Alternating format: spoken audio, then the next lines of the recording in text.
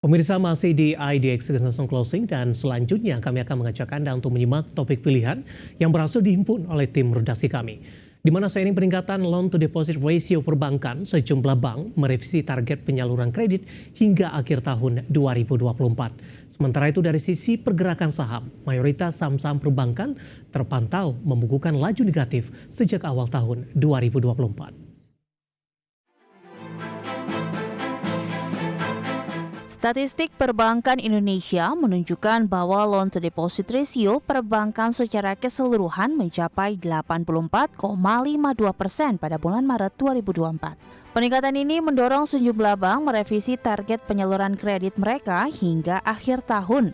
Di antaranya Bank CIMB Niaga yang mengurangi target penyaluran kreditnya menjadi sekitar 6%.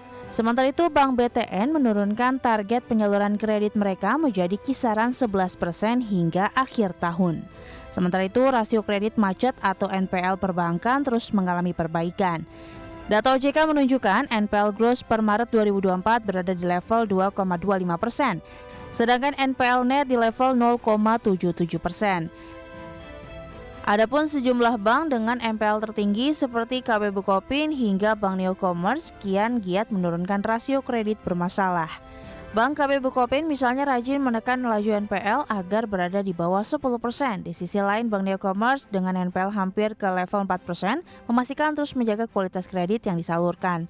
Selain itu, Bank Amar Indonesia dengan NPL gross di level 10,26% per Maret 2024 mengungkapkan bahwa NPL gross yang tinggi karena perusahaan menargetkan sektor UMKM dan individu yang masih kurang terlayani sehingga memiliki profil resiko tinggi.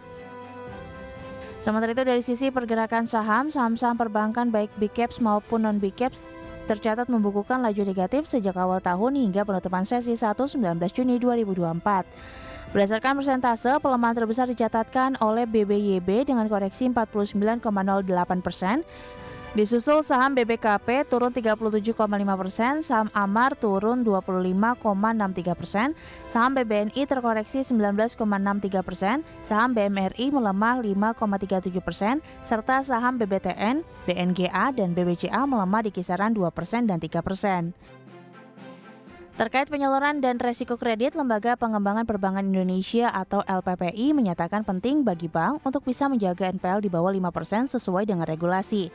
Jika tidak, maka bank akan terpapar penurunan tingkat kesehatan. Adapun sejumlah strategi yang bisa dilakukan perbankan meliputi penjualan aset yang bermasalah hingga ekspansi kredit yang berkualitas. Berbagai sumber, IDX Channel.